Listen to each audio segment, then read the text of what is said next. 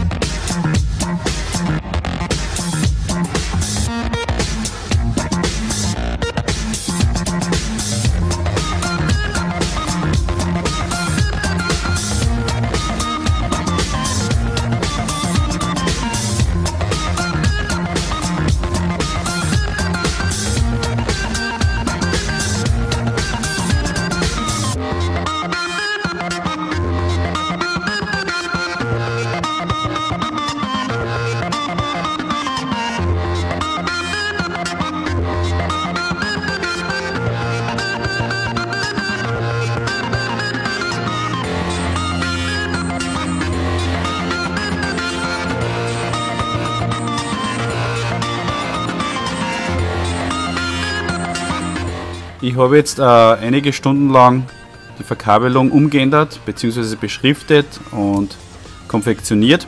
Habe aber nicht mitgefilmt, weil es ist relativ fad. Da ist der originale Kabelbaum von der Klimaanlage, da sind die Stecker, Sitzheizung, ESP etc. Was ich jetzt aber geändert habe, ist das, der originale Kabelbaum vom Autoradio, die ganzen Stecker zusammengefasst, die Antenne verlängert. Die muss nachher zu den anderen Radios rauf. Die komplette Stromversorgung von hinten habe ich umgeändert, habe Zündungsplus draufgelegt. Da habe ich noch Reservekabeln für später, beziehungsweise habe ich da ein Cinch-Kabel und eine Stromversorgung für die Kamera, die ich eigentlich später mal in den rechten Rückspiegel einbauen will. Optisches Kabel fürs ODR. Mittlerweile sind auch die ganzen Kabel für ein Tacho verlängert. Ja, das habe ich die ganze Zeit gemacht. Sieht man aber nicht. Das ist die Öffnung für die Klimaanlage, die eigentlich dafür zuständig ist, dass vorne bei den Luftausströmer die Luft rauskommt. Nachdem ich das jetzt nicht mehr brauche, habe ich eine Abdeckung angefertigt, die ich da jetzt draufkleben werde, damit da nicht hinten rausbläst, sondern die ganze Luft dann nach oben rausgeht.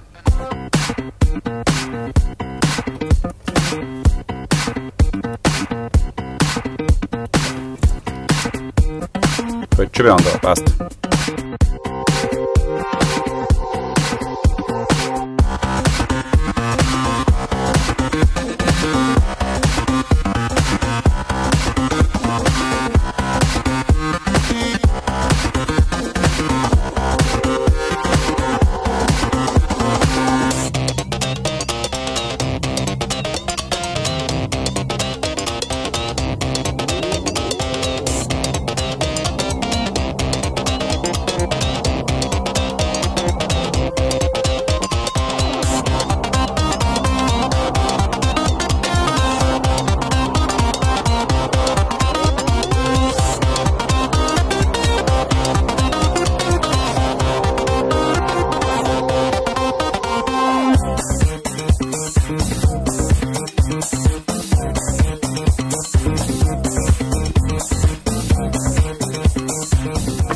Mittlerweile ist auch der Radio drinnen und die obere Schalterleiste ist auch montiert. Das war die ESX-Woofer, die ich eventuell verwende. Lieber waren wir die DLS, die sind Gott sei Dank gekommen. Die werden wir jetzt noch einmal einen Verstärker hängen, damit sie sich ein bisschen einspielen können. Und dann werden wir es einmal ins Gehäuse geben, werden wir sehen, wie sie machen.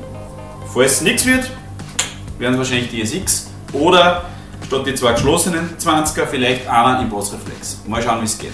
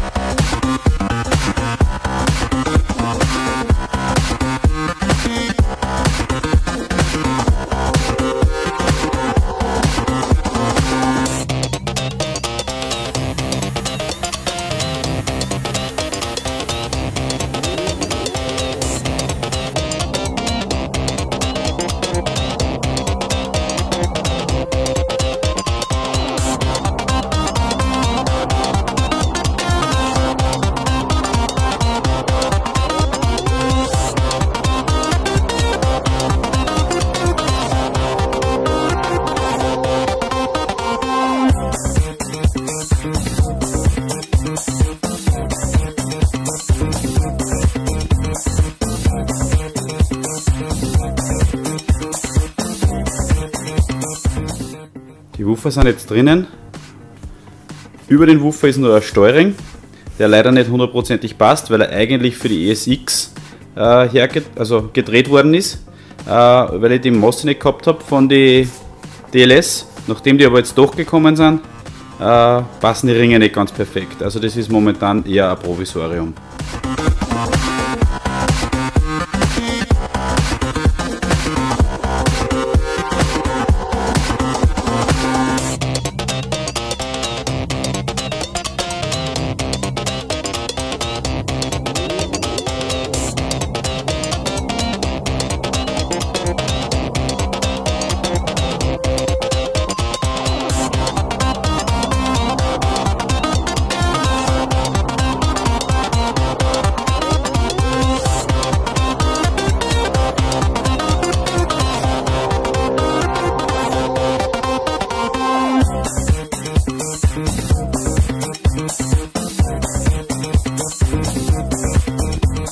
Da die alte Tachoblende zu groß ist und zu hoch vor allem, übertrage ich jetzt die neue Tachoblende auf die alte mit einem Edding und werde es dann mit der Flex zuschneiden, damit ich die ganze Halterung und alles von der alten übernehmen kann.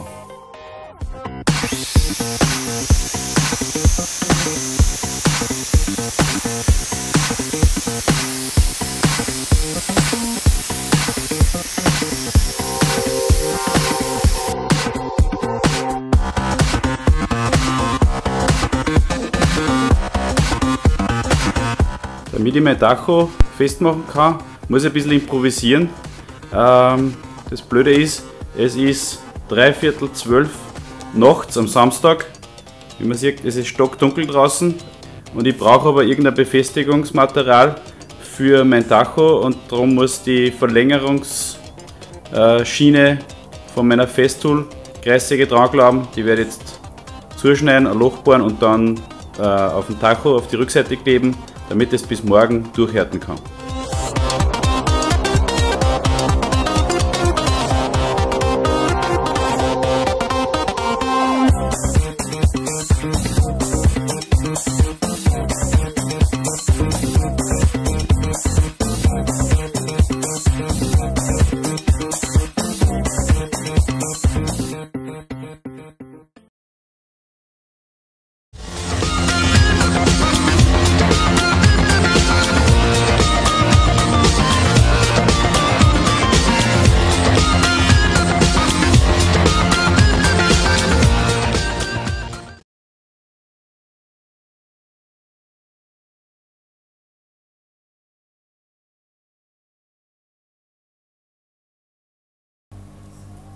Schnitt!